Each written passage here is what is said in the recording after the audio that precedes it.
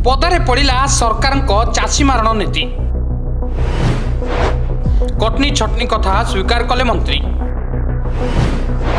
जोगाण मंत्री परे सत मानिले समवाय मंत्री।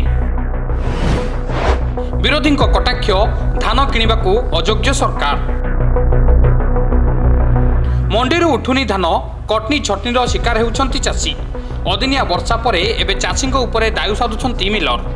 धानर मान एवं कटनी छटनी को नहीं राज्यर विभिन्न जिलूर प्रतिदिन आसुछि माळ माळ चाषी अभियोग। एहारि भितरे कटनी छटनी कथा स्वीकार करिसंती खोद मंत्री। जोगाण मंत्री परे आज समवाय मंत्री मध्य मानिसंती जे धान उठिबारे कटनी छटनीर शिकार होउछंती चाषी। एफएक्यू मान कमिबारु 3 ରୁ 4 केजी धान कटनी छटनी हेउतिबा मंत्री स्वीकार करिसंती।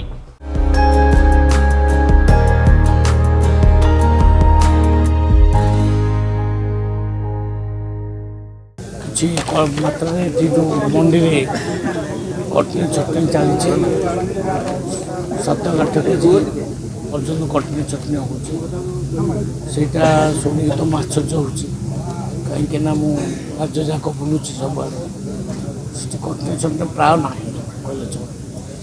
कहले को मान धान भी कृषक मैंने आणुंट कि कौन कृषक मैंने एफेक्यू मान धान आनी पारना शुणुची एवं कटनी चटनी होती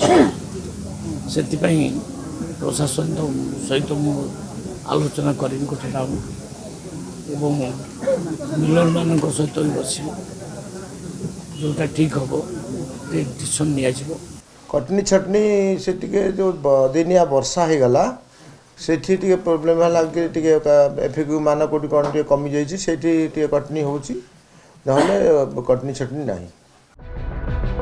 सबुठारु बड़ कथा हेउछि धानर कटनी छटनी पई कोनोसी नियम नथिबा कहबा सह मिलरଙ୍କ साथिरे आलोचना परे कार्यानुष्ठान नियाजिबो बोली मंत्री कहिसंती।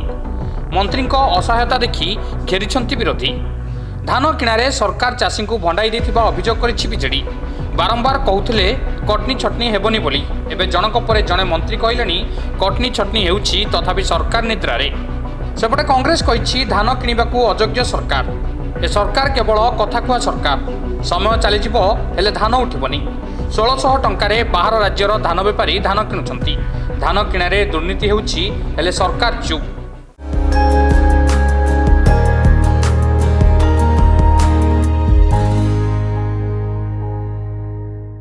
आज कृषक भाई माने जो भाई भाव हैरान होती जो सरकार आगरू कहूला जे कटनी छटनी के बंद करा जाऊ एवं एबर जी मंत्री अच्छा आईन मंत्री सी तांकर पूर्वर वक्तव्य रखी जे कटनी छटनी को बंद करने सरकार विधिवत भाव में प्रयास करंतु बोली सी निजे कही किंतु आज निजे ही मानिले जे विभिन्न जगार कटनी छटनी चली एवं जी एक्सपेक्ट भी करेंगे ताठू अधिक जगार कटनी छटनी चली एवं अन्य किसी जगह आम देखुचु मिलर भाई माने जो मैंने अच्छा से एपर्यंत धान माने 10 दिन 15 दिन हो गलानी से उठाऊ ना।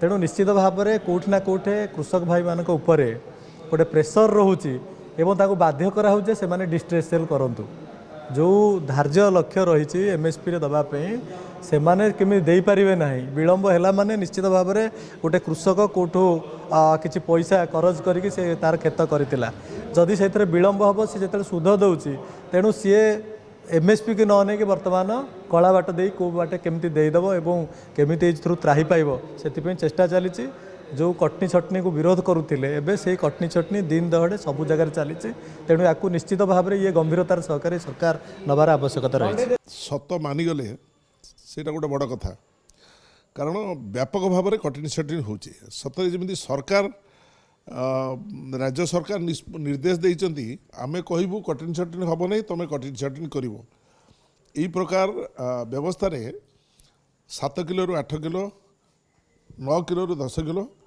कटनी छटनी बाध्यतामूलक कराऊँच एवं गोटे पक्षरे कटनी छटनी होची अन्य पक्षरे एफएक्यू मानर धान नहेले किणा जीव नहीं से कथा करा चतुर्थ कथा होची जे जो पेडी एनालाइजर एवं पेडी क्लीनर मेसीन सब मंडी को सरकार दवा कथा देना मु उदाहरण स्वरूप कही केउंझर जिलार 97टा मंडी से गोटे पेडी ଆନାଲାଇଜର ପେଡ଼ି କ୍ଲିନର ମେସିନ୍ ଦିଆହେଇଛି ସରକାର ଦେବା କଥା।